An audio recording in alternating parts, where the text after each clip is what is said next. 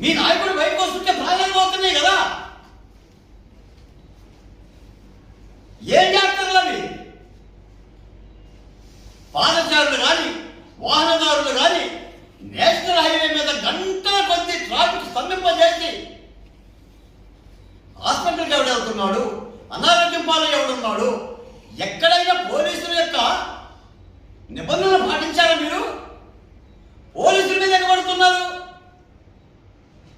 పోలీసులు కొట్టే ప్రయత్నం చేస్తున్నావు, పోలీసులు తిడుతున్నావు.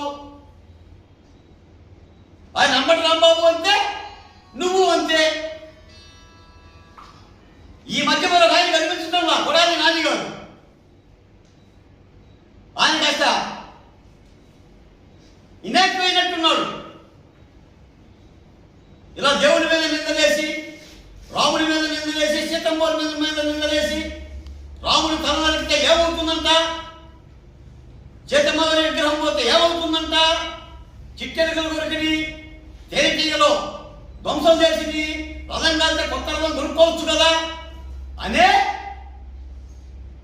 ఆయన అయిపోయాడు.